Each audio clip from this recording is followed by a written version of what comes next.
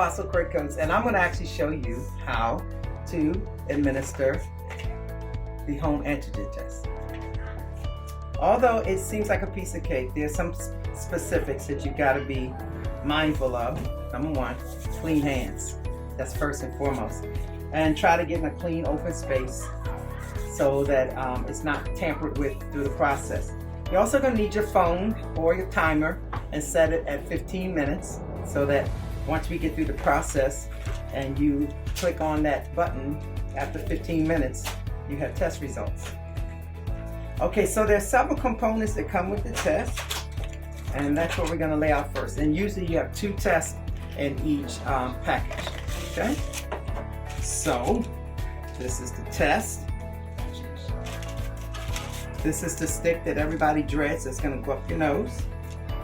And these are the drops that are going to be mixed into the kit so that we can get results. So first thing I'm going to do is I'm going to open up the test. Okay, so we've opened up the test and it's very clear.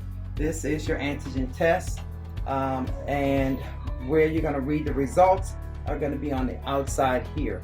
Okay, but here's what we're going to do. We're going to lay this down here, and then we're going to take the drops and we're going to twist the top off, and you're going to put 6 drops in the top hole. So if you're looking at the test this way, the test is to your left, and the drops are to the right. So you're going to put 6 drops into the top hole, and you want to count them out.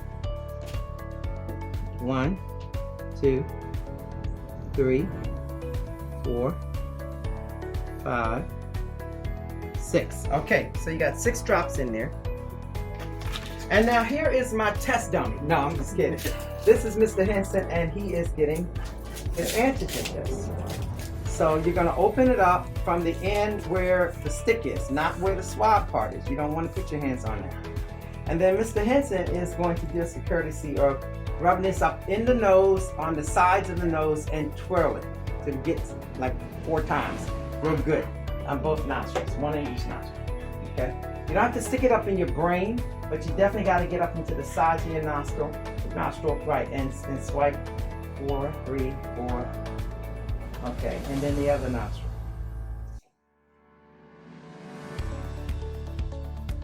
All right, he's done that, and now what we're going to do is take that and we're going to place it in the bottom hole, not the one that you fill, and we're going to move it up into that top hole till you see it, and you're going to turn it 3 times. 1, 2, 3. So it mixes really good.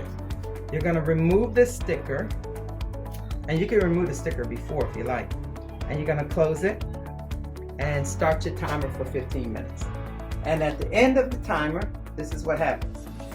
Okay, as we await his results, here's what you need to know. When you read that window after 15 minutes, you're going to see, if it's a positive, you're going to see 2 lines.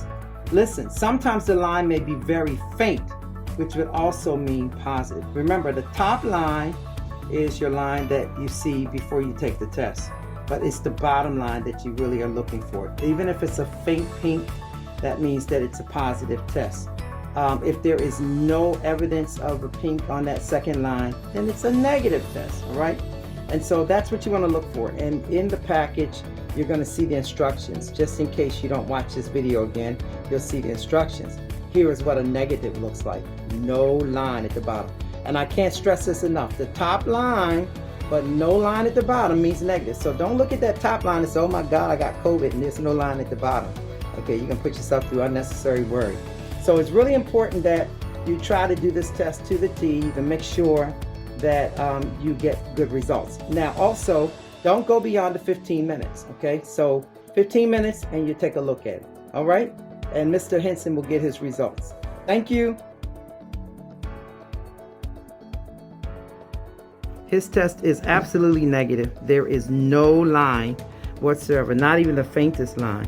And I'm just going to share with you one other thing that I tend to do that, I think is really important, because you're going to be testing more frequently these days as this Omicron variant kind of revs up. So it's good to get a test if you've been exposed.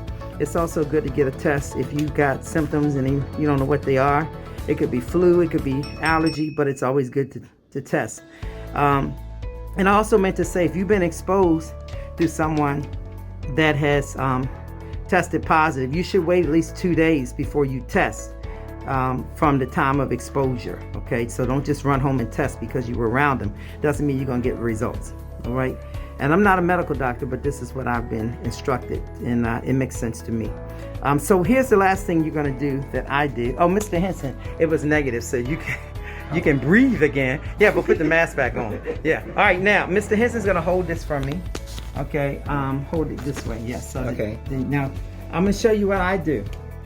I put on here the date, which is the 21st, first day of winter. 12/21/21. Isn't that amazing?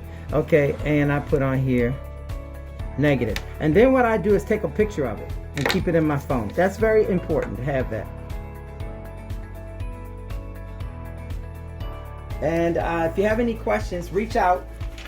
Send us an email, growthmatters101@gmail.com, and we'll gladly assist you or send you to the right source. But it's really important, everyone, that you do test. Even if you don't feel like you have symptoms, before you go hanging out with family for the holidays, take a test, because you can be symptomatic and don't know it. So take the test, and let's all eliminate COVID. All right. God bless. Happy holidays.